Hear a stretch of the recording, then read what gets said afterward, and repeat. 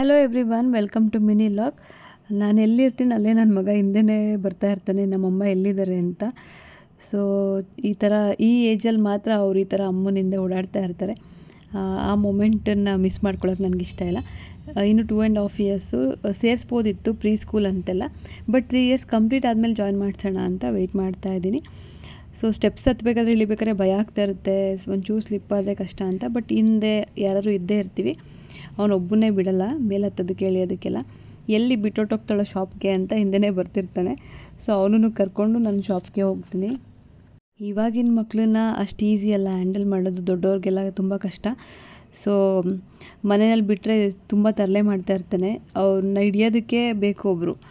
ಅದಕ್ಕೆ ಸುಮ್ಮನೆ ಯಾಕೆ ಅವ್ರಿಗೆ ತೊಂದರೆ ಕೊಡೋದು ಅಂತ ಅವನು ಫ್ರೆಶ್ ಅಪ್ ಮಾಡಿ ಅವನನ್ನು ಕರ್ಕೊಂಡು ಹೋಗ್ತೀನಿ.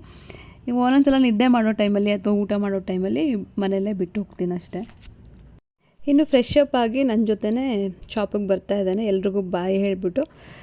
ಸೊ ಹುಡುಗಿರಂದರೆ ಒಂಥರ ಎದುರುಕೊಂತಾರೆ, ಅಟ್ಲೀಸ್ಟ್ ಎದುರಿಸಿದ್ರೆ ಹೆಣ್ಮಕ್ಳು ಸ್ವಲ್ಪ ಪರವಾಗಿಲ್ಲ.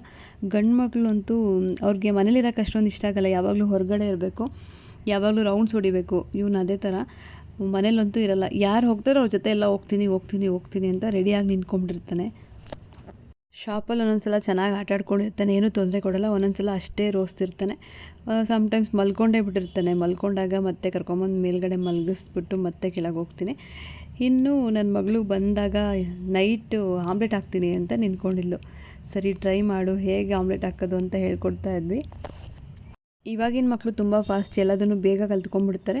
ಸೊ ನಿಂಗೇನಾದ್ರು ಹೊಟ್ಟೆ ಹಸುವಾದರೆ ಈ ಥರ ಆಮ್ಲೆಟ್ ಹಾಕ್ಕೊಂಡು ತಿನ್ಬೋದು ಅಂತ, ಸರಿ ತೋರಿಸ್ತೀನಿ ಬಾ ಅಂತ ಹೇಳ್ಕೊಡ್ತಾ ಇದ್ದೆ.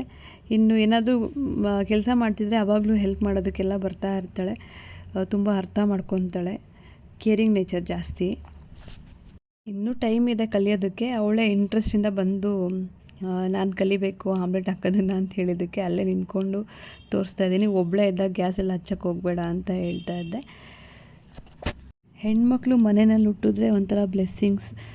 ನಾವೆಷ್ಟು ಪ್ರೀತಿ ತೋರಿಸಿರ್ತೀವಿ ಅದಕ್ಕೆ ಡಬಲ್ ಟ್ರಿಬಲ್ ಪ್ರೀತಿ ಖಂಡಿತ ವಾಪಸ್ ಸಿಗುತ್ತೆ.